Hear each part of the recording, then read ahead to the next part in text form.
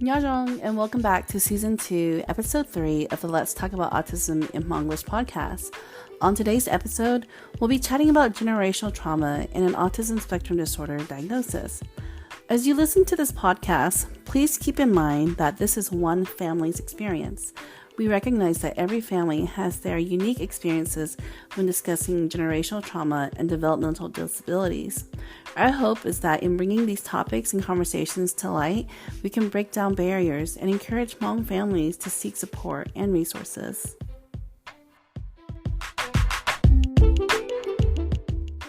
Hello and welcome to the Let's Talk About Autism in Monglish podcast. For today's episode, it happened kind of organically. I was just having a conversation with my friend, and then I've known you for, how long have I been married? 16 years? So 16 years, right? Yeah, I was gonna say between 16 to 20 years. Yes. And so in those 16 years, I think you had your kiddos after Tom and I got married, right? So and then really, to be honest, we didn't meet in person until just like 5 years ago.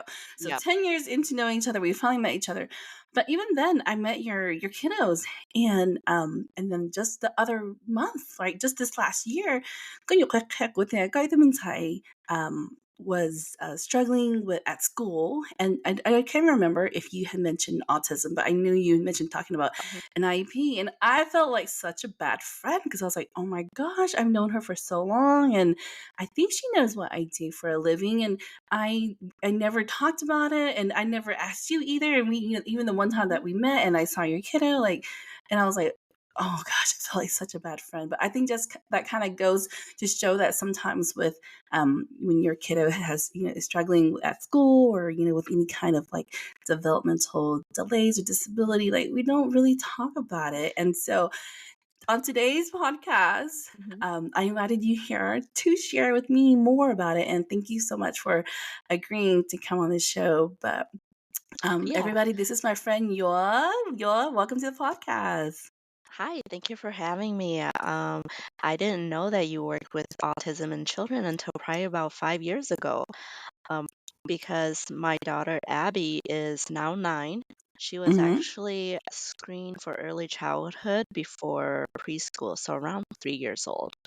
And Mm-hmm. that's when she was diagnosed with ADHD.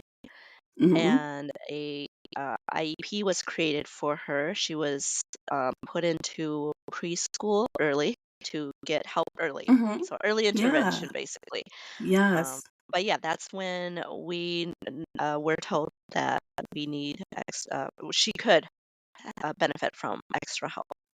Yes. And Abby is your second kiddo, right? Yes, my Second, because second. I remember your older daughter, like there were never any like academic concerns, and then and Abby is like 2 years. The age gap is like 2 years, About almost 4 3. years. Oh, okay, hmm almost 4 years. hmm And so with Abby, what did you guys notice anything at home, and then it led to you asking the school for more, or she I actually had no idea. I thought she mhm, was a perfectly normal child, yeah, because I understand toddlers could be different from yeah, one from the other. So she's my second mhm, one. I felt like she probably hit all her milestones, but then when we went to the preschool screening, they said her enunciation of words were not very good, but she was also put into speech therapy yeah, as one of her IEP um, classes. goals, uh-huh. Goals, yeah. Yeah, so and she was 3 already at this point, right? Yes, she was 3. Because you guys were Mhm. getting her ready for preschool. So you said that her enunciation and everything was a little behind for her age. Now, at home, did you guys speak Hmong to her? Yeah, hello, Hmong to me, huh? So, bé hai lu mi ca so because Okay, bé chuyển cho lâu nhỏ nè okay, để nhìn chúng lên từ hai lu mong đầu trong nữa thế nào okay. của hậu lu different shift thế chế shift long thế nào I think a lot of times, depending on who you talk to, they'll say, "Oh, if in your family, oh, the reason why or if there's a speech delay, oh, are they exposed to two different languages? That could be why." And I'm Mhm, thinking that's not a reason why, right? So I've mhm, had to debunk that with a lot of actual professionals out there and say, no, the reason we hardly speak any Hmong at home. That is not why mhm, my son has a speech delay, mhm, so definitely, if anyone's listening and you're like, "Oh, is it because they had the J and the low, and sometimes had a guy and they had no, that is not a reason why, So that's I was just mhm. curious if that kind of that alluded to her speech delays. So yeah, and then they got her an IEP right away. Is that They right? did. And then the other goal was her motor skills. So Okay. they wanted to work with her motor skills with her hands. Mm-hmm. So her fine motor, so like Mhm. writing letters and all of that, coloring. Yeah, yeah, or just learning how to hold a crayon or a pencil.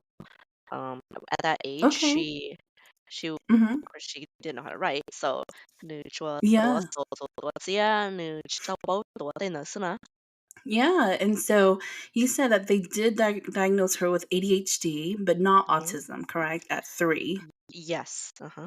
Okay, at 3 was just ADHD, and then they got her an IEP. Now tell me about the IEP process. Like, what did Uh, you know about it, and how did they explain that to you? Um, and did you consult with any elders about, mhm. when it's your first child that goes Yeah. through this process, right? You're kind of like, So you're nervous and you yeah. might want to talk to others Mhm. who have had experience. What was the response? So in our district, Belu district, nó nói thì you Mm-hmm. 我都念运动热也有都 take for preschool，但是嘛，Okay. 要你莫you call like not like disability, but you know need help in the Mm-hmm. yeah, Belu district, bunu go preschool donor for free Okay. and like Yeah. san ba to na. So Yeah. totally she had a na. So then Mm-hmm.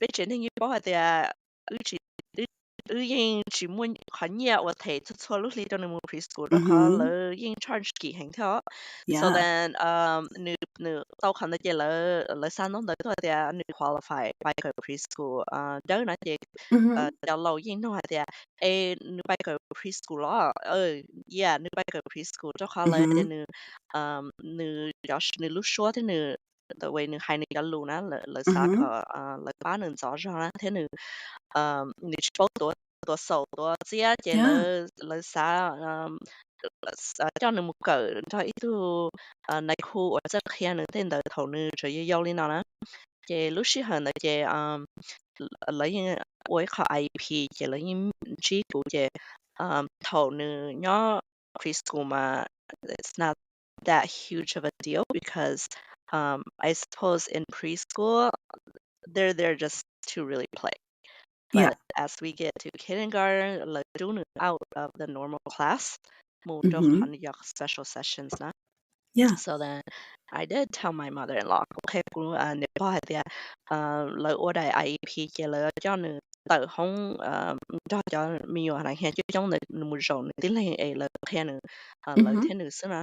Yeah, Mm-hmm. yeah, cũng nè, bao nhiêu thì ở nhà ấy có học bút lớn nữa nè, cho khó thì lời muốn nữ thao lên tới cái nữ mua record hay thì nữ do mình ở chỗ, or nữ chỉ nữ chỉ chân tới nữ chỉ kinh là mà But then no Mm-hmm. ni ni khó bán được gì giờ là đi bỏ thì là bắt đầu gì cả chi bù là bắt đầu nó chỉ yêu đi nó Yeah.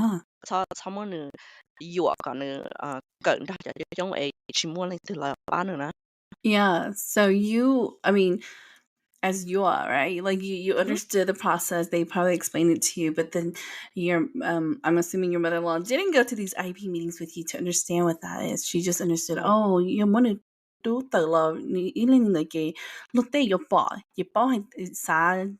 don't need to sing, right? And so she was mhm. worried. Is that correct? Yeah. Yeah. Yeah. Yeah. I think your generation or your lâu nữa là chỉ bảo để cho để tụi mình dùng đi bán á chỉ dùng tiền số ya cái bán cái bảo lý là因为bán lên nữa有他们的头诶个呢我呢都看是啦诶你起 Mm-hmm. 码在呀 support 上头了bán nữa 보조는 하얀 요시에드는 오치다오는 겨우치다오게 I think 건너나 보조 도미요 하야 처하야 뽕까나 야대하는 Right. 조처대야 오치다오나 오치보 몰리잖아 더 knowledge made 하지만 as they progress from grade to grade they will notice that they are Mm-hmm. struggling more. Oh yeah, for sure. So you and your husband, when she was 3, and they told you guys that, hey, she's a little behind. We want to get her caught up, right? That's the whole purpose of this, is to Hmm. get her caught up. Yeah. They wanted to get an IP for her. What were your understanding and your initial thoughts? Like, were you guys like, yes, let's do it? Like, were you and your Oh husband yeah. on the same page about it? My husband and I we're on the same page. We are on the same page. We Mm-hmm. were Mm-hmm. we were kind of like, oh, thank God, free preschool. but Yeah. but then I thought more about it. I'm like, oh, this is good. They're identifying the issues early. This is Mm-hmm. good because then she's getting the support she needs to be ready Mm-hmm. for kindergarten. Right. So that was 3 years old. She's now Uh-huh. 9, and recently Uh-huh. I saw you post that she is now hitting Yeah. grade level scores. So that's Yeah. great, y'all. So she went. Um, She had the IEP all through COVID. So mhm, when we went virtual, she still had her IEP, and mhm. she taught herself how to read because the Wow. sessions during COVID were only 30-minute sessions. In our Mhm, district, we mhm. only had to do virtual 30 minutes, and then the Per rest day? was per day. Oh my The gosh. the kids were not required to sit in front of the laptop or yeah, Mhm. they were not required to sit there for any more than 30 minutes. So it was just 30-minute session in the morning. Um, there was homework, but somehow Abby taught herself how to read.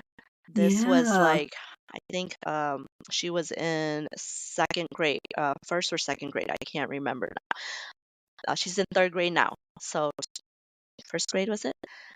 She Mhm. taught herself how to read. All of a sudden, after COVID, she was reading subtitles with me out loud. Yeah. I was Oh, watching like on my movies and stuff? Korean drama with a Uh-huh. subtitle, and she'd sit next to me and she would read Yeah. out loud. I'm like, "You're reading Oh. faster than I am in my head." Um, so then after COVID, when all the students returned back to school, she Mhm. graduated out of her IEP. They said Yeah. she no longer needed it. She was not eligible Mhm. for the services anymore. So Yes. then she didn't have to attend anymore, or she didn't have the extra help anymore. Right. And yeah, recently her fast bridge came back at a 98%. Um, out Yay! of I guess the United States average, Mhm. she was Uh-huh. at 98%. I'm really proud of her Aw, reading skills. I know, I'm so proud of and to say, right, that she taught herself Mhm, how to read during COVID, like, that's huge, you know? Like, oh, I'll be honest with you, I am a lot worried about that whole generation of y'all during COVID, the ones that are in the mhm, prime of, like, soaking in all this information that got less than par education because, like you said, only 30 mhm. minutes a day, right? Like, Yeah, as a parent, you're like, "Oh my god, thank God it was just 30 minutes a day because it was a lot." And at that time, you yeah. had like how many kids in school? Like 3 of them were in I school? it was just Lana and Abigail at that Oh, time. okay. Yeah. Lana was older, so I didn't monitor Oh, her as okay. much.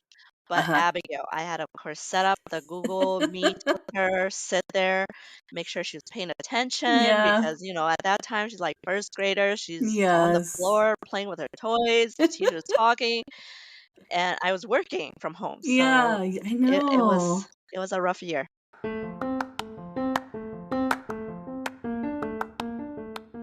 Hello, listeners. If you are hearing this ad, thank you so very much for taking the time to give my little podcast some love and attention. I hope that you will share your favorite episodes with your family and friends and that they also do the same. I truly believe that there are Hmong families out there who don't know about the safe space I've created where you can hear the stories of Hmong families and Hmong professionals talking about their experiences with autism. This podcast is produced by Thea Lee Consulting LLC. I'm Thea, and I wanted to take a minute to invite you to check out another passion project of mine that was recently launched. I created an online course entitled The Lifespan of Parenting Your Child with Autism for any and all parents who have a child with a disability. The online course is spoken in Monglish with English subtitles so that all parents can access this information that I share about your 18-month-old all the way to old age. This course is designed to empower you to become your child's best advocate with me as your guide. As a bonus and special thank you for hearing this ad on the Let's Talk About Autism in Monglish podcast, go to tylconsulting.thinkific.com and enter the coupon code LTAAIH for 30% off. You can also find the link in the podcast profile page. Talk to you soon. So, this whole conversation really, I wanted to dive into that intergenerational trauma that comes with understanding disability, right? So, for you guys, you already had Lana in the school system. You understood what that looks like. Well, for Abby, they're like, oh, hey, she's a little behind. Let's get her on an IEP. And you just go, okay, the school is making this recommendation. Why would we say no? And like you said, it's free Yeah. pre-K. Why would you say Mhm. no? But Yep. then there's this resistance from Jalal, right?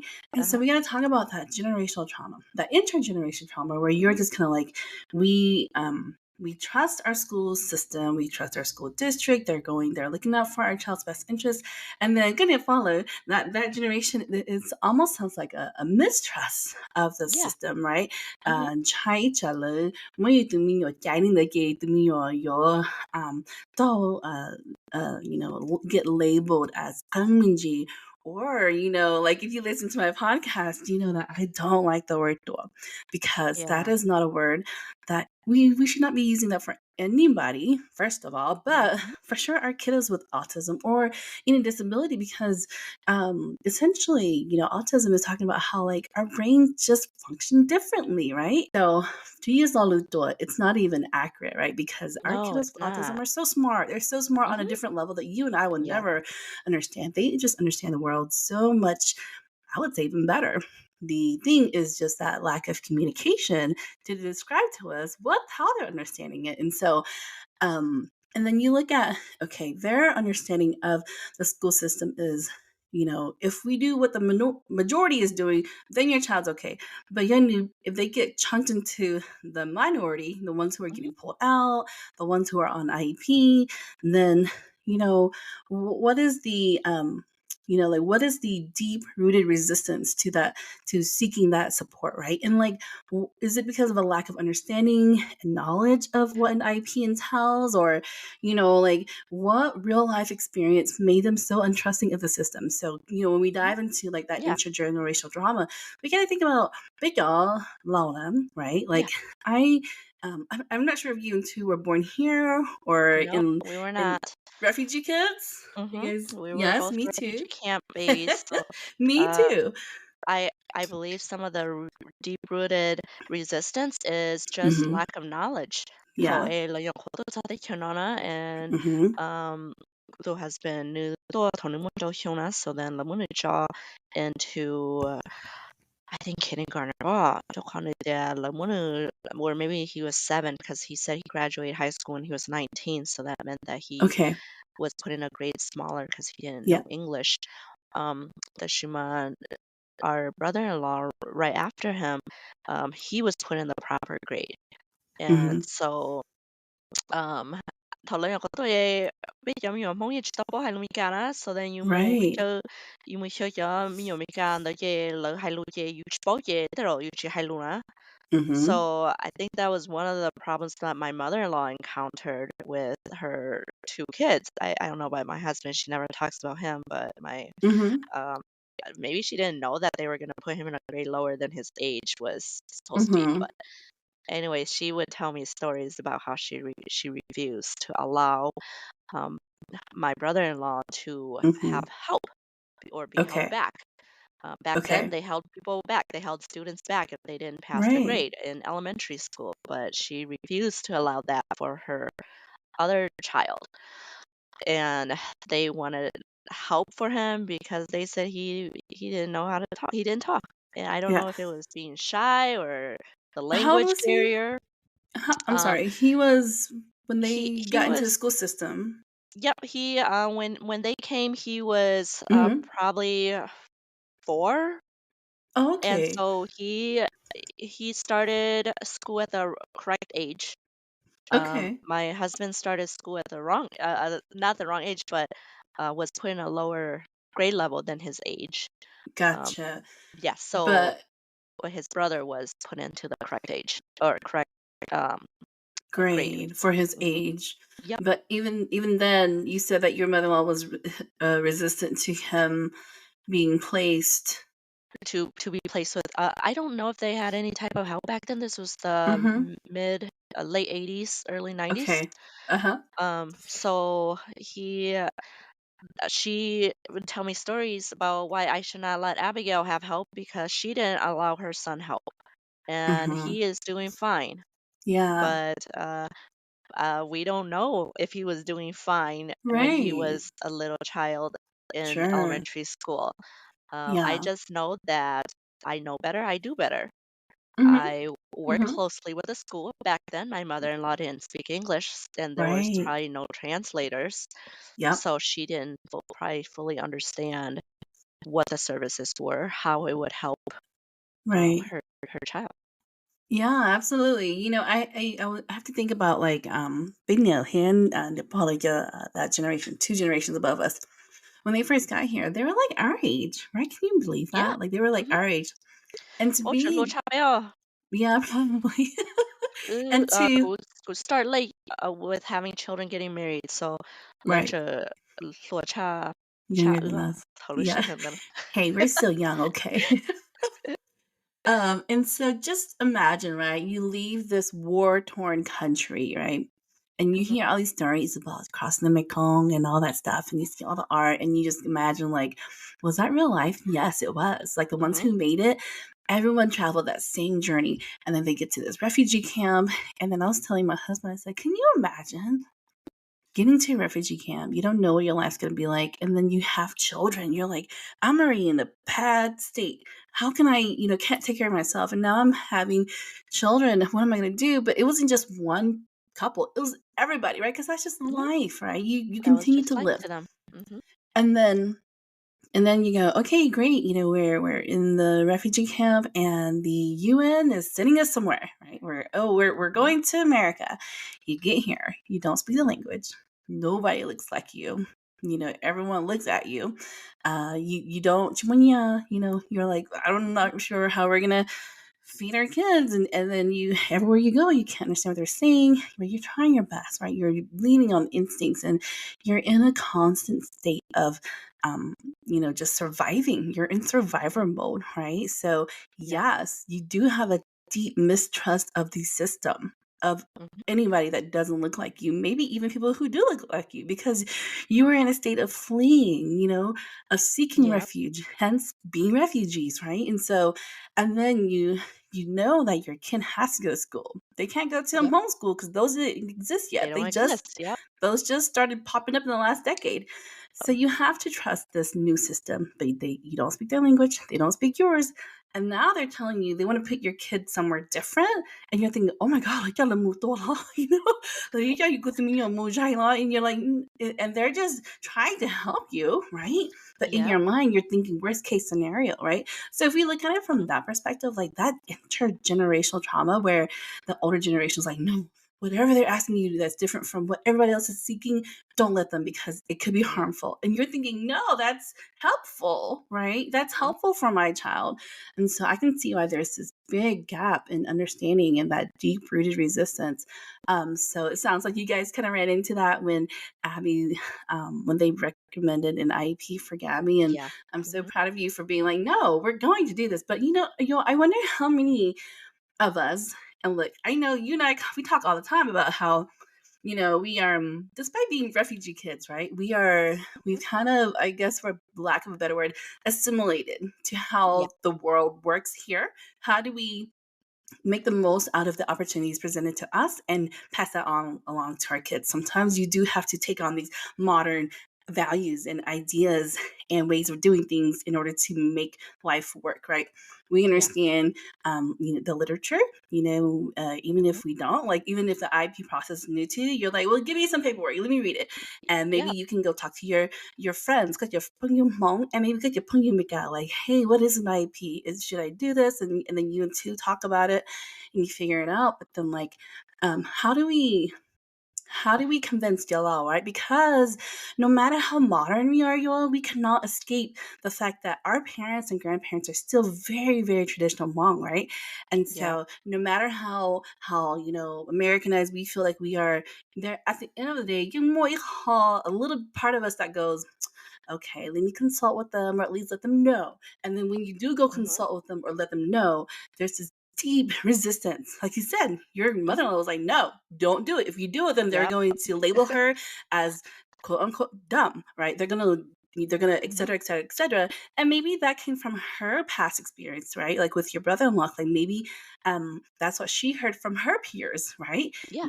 In the Mhm. 80s, when they Oh, yeah. told your mom or someone who was willing to translate, and maybe that person fed that to her, like, no, don't chắc giờ only là cái giờ là mà cái tu bông cá kì nư yo Mình cũng có tài for chính này à.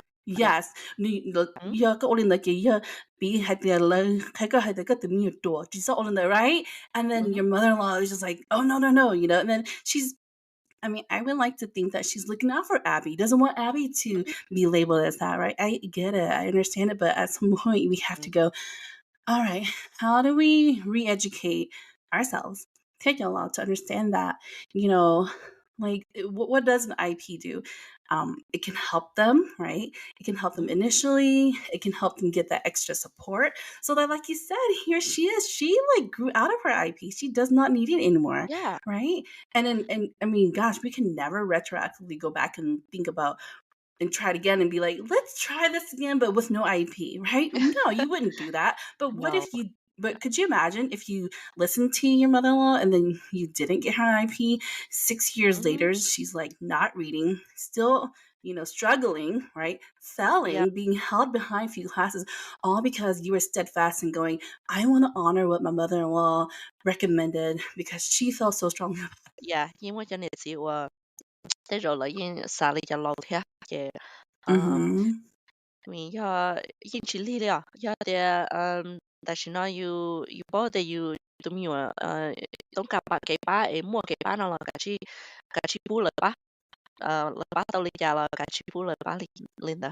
So when you guys ran into that situation with your in-laws or any elders, like what was that conversation like and how did you mitigate that? And how did you kind of just I'm sure it's a Um, lot of boundary yeah, setting to go, you know what, I mhm, am the parent, this is my child, these are the best decisions and yeah. we're gonna make it.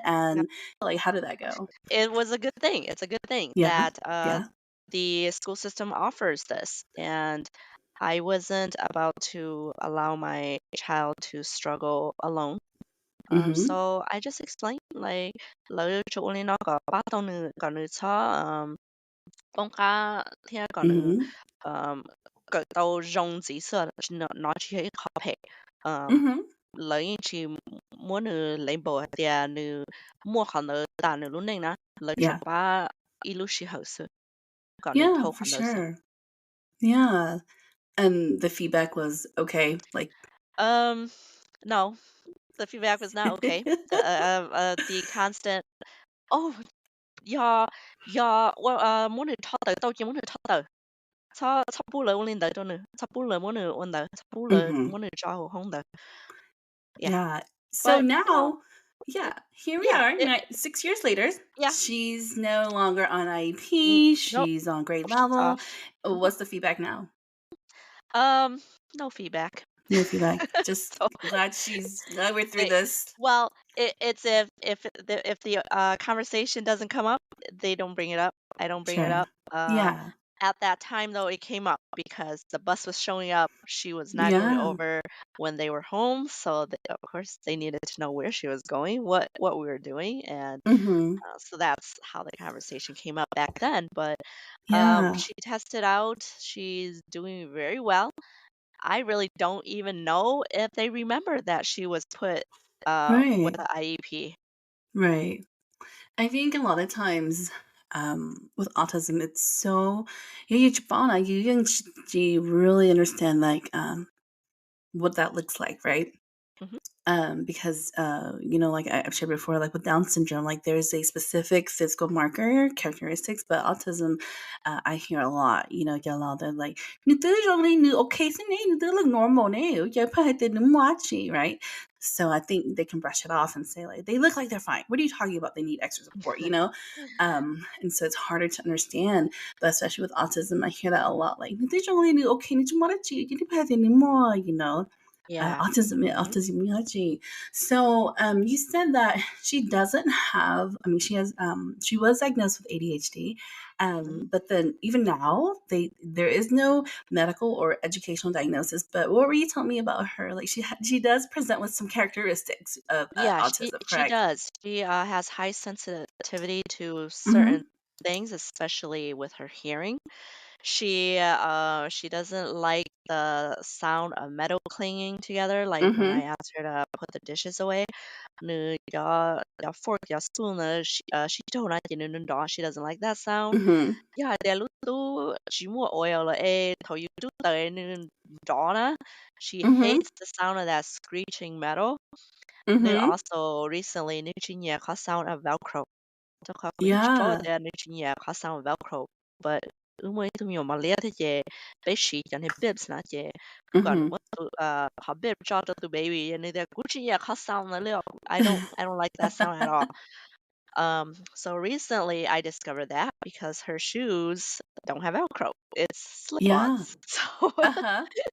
so they call until recently. And then in Normal the way that that sound hurts my ears. So Yeah.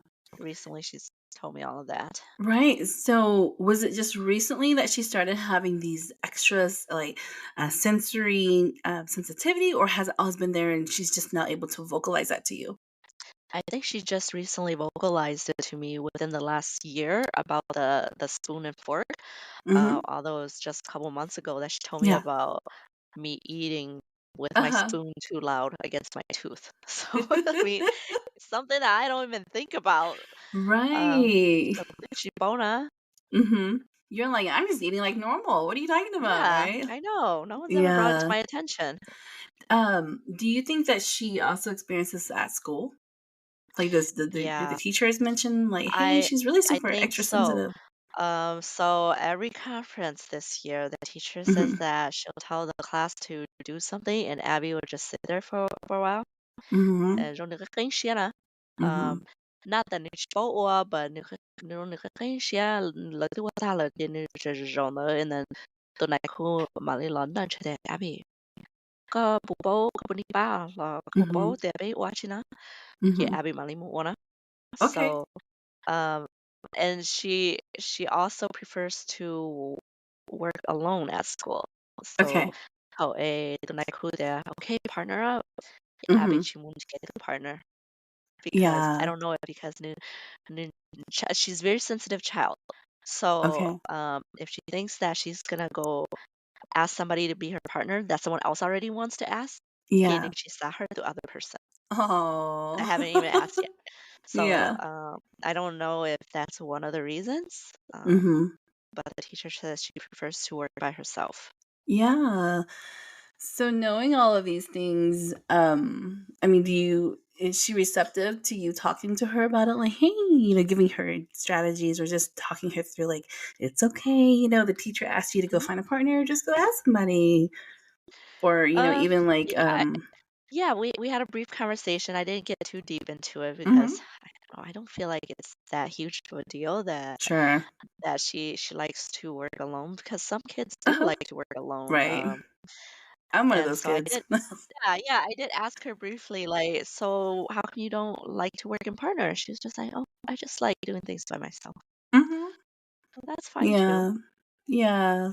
So, that's great, y'all, that you really just kinda embrace her, and just follow, like, what her preferences are because I think a lot of times, we get into a lot of, trouble whenever we're like, "Okay, we gotta do what everyone else is doing," we gotta make sure our kid is doing that because, like, Hmm. that's just her preference, right? And she's totally fine.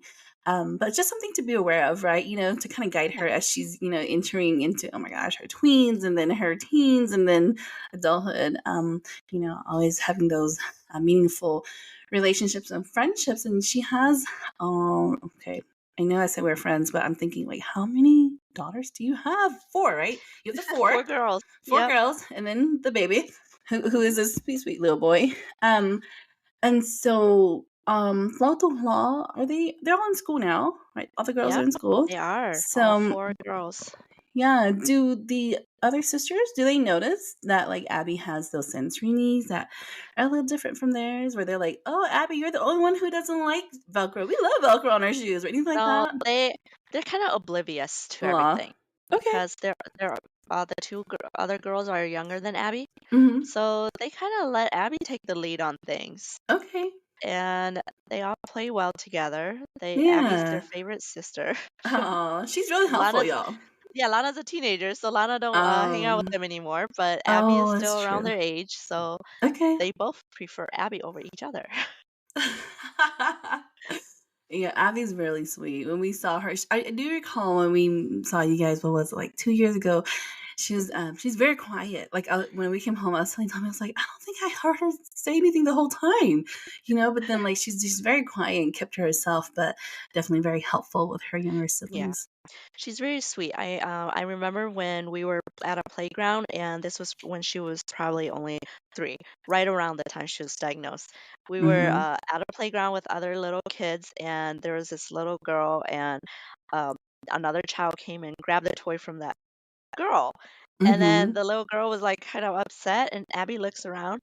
The other kid dropped the toy, so Abby goes and picks it back up and brings it back to the little girl, like, "Oh, here you Oh, go." So she's very sweet, yeah. and I think she's very in tune to the people around her. Right, to be able Mhm. to understand, oh, that's how that person's feeling. That's how I would feel. So clearly, for Abby, the social skills are there, but it's almost like, she has her preferences, right? She's like, Yeah, I'd rather just at school, like, do this by yeah, myself, or keep to myself, even at home if she's very quiet. So, but I think that you make a good point, like, just kind of monitor that and just see, and we talked about, like, it comes and goes, right? Maybe as mhm, she enters her teen years, it might become a little elevated. Just keep an eye on it and just support her. And I think that she's doing a great job sharing with you in a kind way. And the way that you respond to her is so so sweet too, because you're like, oh, okay, you don't like the way that the fork hits my teeth. All right, I'll try to eat softer. So I think you're doing wonderful. That's amazing. And I think a lot of the parents I talk to are like that too, where if they could get that feedback from their kid, of course, you'd be more than willing to make those adjustments, right? To make your yeah, child's life a little bit less stressful. So, for you guys, yeah, there's that communication component that, I would say it all goes back to that IEP helping her, y'all, yeah, to get her that extra boost of support during those very critical years. And now here she is out of that. She grew out of the IEP. She's hitting grade levels. So I'm really proud of her.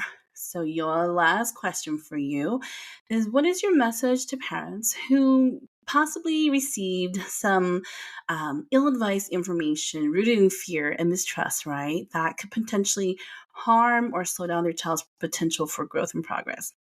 Like, um, and this mhm, all relates back to, like I said, that intergenerational trauma, right?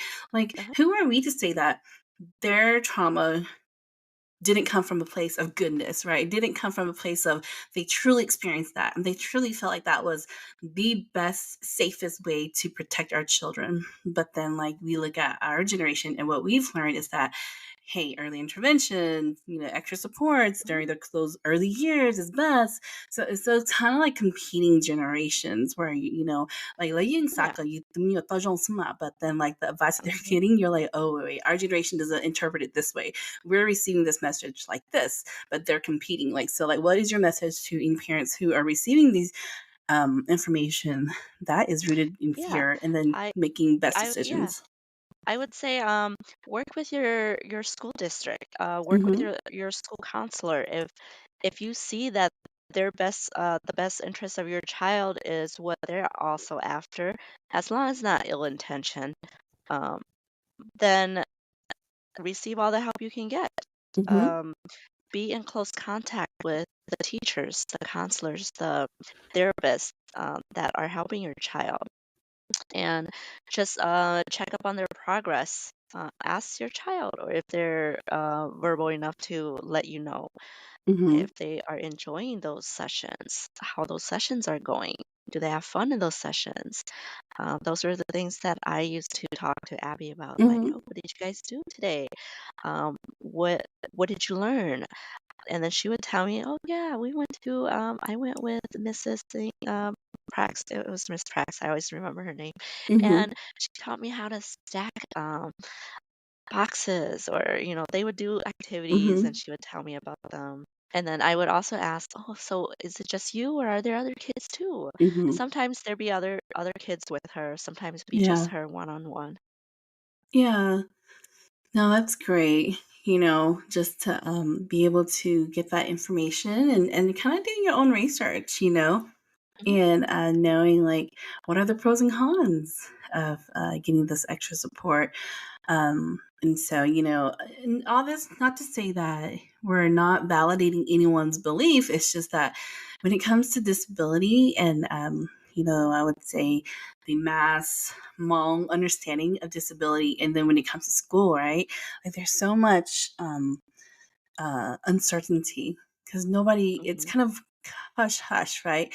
Yeah, you bought that. Oh, like the minyo um, gần đây là thoát tợ lên đây, oh, there must be something wrong. Like they never Hmm. dive more into like why are they getting extra supports, Yeah. or how is that extra support helping and seeing those measurements, right? Like when they started, it was like this, and now look at them, they're like this. So thank you Hmm. for having that very concrete example for us and just really, understanding that I think, everyone's advice, of course, definitely comes from a place of caring, but also from their limited experience. And we have to kind of think about, okay, let me do all the homework and, talk to both sides uh, of the table and get information that best supports our kid. So it's hard to Yeah, be, I it feel like is. it's so hard to be the Hmong American because on the one hand, you're like, I have access to Google, I have access to all of this stuff, right? People.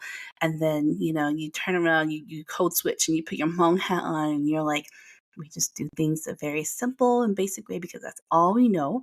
That's all we can Yep. trust, right? But that's what has worked all these years, and you want to honor your law because you're like, your law, your law, right? They're wise Uh-huh. for a reason. But then you're also like, but nobody's really tackled this before and said, hey, this is okay. And so thank you for contributing to this conversation, Youa, just about how, I mean, it's a real thing, that intergenerational trauma, but Mhm. knowing that, advocating for your child, like only you can do it, right? Like you cannot Yes. rely on your No, parents no. or the elders to do it. It is you, it falls on you. Trust yourself, trust the system, and if not, make sure you work closely with it. Yeah, for sure. Thank you so much. I appreciate Mhm. you. Okay, thanks, Tia.